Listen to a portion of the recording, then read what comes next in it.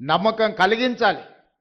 ఈరోజు పేదలకు సంపూర్ణమైన విశ్వాసం ప్రభుత్వ పాఠశాలల్లో రెసిడెన్షియల్స్ కావచ్చు, కస్తూర్బా కావచ్చు, అంగన్వాడీ కావచ్చు, పునాదులు పడాలి.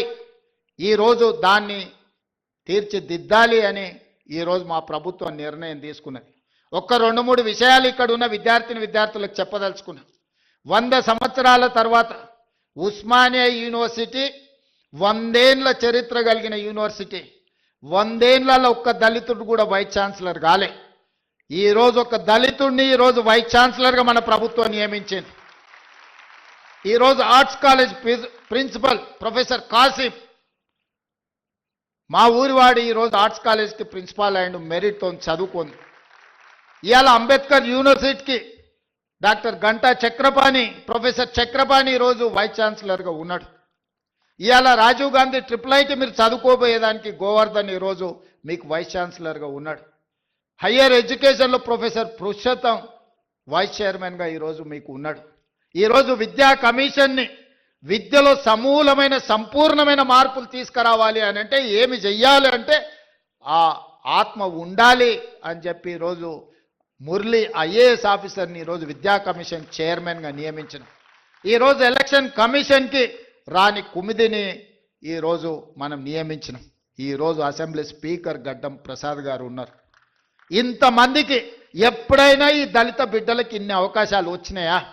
మీరు ఒక్కసారి ఆలోచన చేయండి. ఇవాళ ప్రజాప్రభుత్వం ఉన్నది కాబట్టి అసెంబ్లీ స్పీకర్ ఆయన ముఖ్యమంత్రిని చేస్తాను మోసం చేస్తే ఆయనను అధ్యక్ష అని పిలిచి మైక్ అడుక్కునే పరిస్థితి ఒక దళిత బిడ్డ చేతిలో పెట్టి నువ్వు ఆడ తప్పించుకున్నా ఈడ తప్పించుకోలేవు అని చెప్పి మా సోదరుడు గడ్డం ప్రసాద్ కుమార్ గారిని అసెంబ్లీ స్పీకర్గా ఈరోజు ఇందిరమ్మ రాజ్యంలో ప్రజాప్రభుత్వంలో మనం చేసినాం.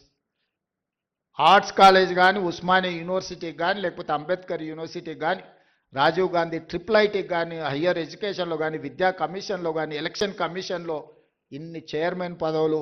ఈరోజు ఈవెన్ లాలో కూడా పబ్లిక్ ప్రాసిక్యూటర్ నాగేశ్వరరావు గారిని దళితుడిని ఈరోజు పెట్టినాం. ఇప్పటివరకు స్వతంత్రం వచ్చినప్పటి నుంచి ఏ రోజు కూడా ఒక దళితుడికి అవకాశం రాలే. ఎన్ని ఎస్సీ కార్పొరేషన్ ప్రీతం సార్ అది. సో నేను అనేది ఏంటి అంటే ఇవన్నీ కూడా కులం ఒక్కదాంతోనే అవకాశాలు రాలే, వాళ్ళు చదువుకున్నారు కాబట్టి ఇవాళ అవకాశాలు వచ్చినాయి. ఇవాళ ఫైనాన్స్ను మేము తీర్చిదిద్దుతున్నాం అంటే సెంట్రల్ యూనివర్సిటీ స్టూడెంట్ ఈరోజు డిప్యూటీ సీఎంగా సెంట్రల్ యూనివర్సిటీలో చదువుకొని రాణించిన మల్లు బట్టి విక్రమార్క గారు ఈరోజు ఆర్థిక మంత్రిగా డిప్యూటీ సీఎంగా ఉన్నాడు కాబట్టి ఈ నిధులన్నిటిని కూడా ఒక సిస్టమేటిక్గా స్ట్రీమ్ లైన్ చేసి మీ దగ్గరికి పంపిస్తున్నాం. దీనికంతా చదువే కారణం. దేశ భవిష్యత్తు తరగతి గదుల్లో ఉంది. ఇవాళ మీరు కష్టపడి చదువుకొని రాణిస్తే ఈ రాష్ట్రానికే మీరు నాయకత్వం వహించే అవకాశం వస్తుంది. మీరందరూ రాణించాలని, మీ జీవితం ఉజ్వలంగా ఉండాలి అని, ఈ ప్రభుత్వం మీకు అండగా నిలబడుతుంది అని, రేవంత్ అన్న అని మీరు ఎప్పుడు పిలిచినా మీకు పలికే నాయకుడిగా మీకు తోడుగా నేను ఉంటానని, మా పిల్లలు రాణించాలి, మా పిల్లలు బాగుండాలి అని నిండు మనసుతో ఈ వేదిక మీద ఉన్న మేమందరం కోరుకుంటున్నాము. మీ మంచే మా మంచి.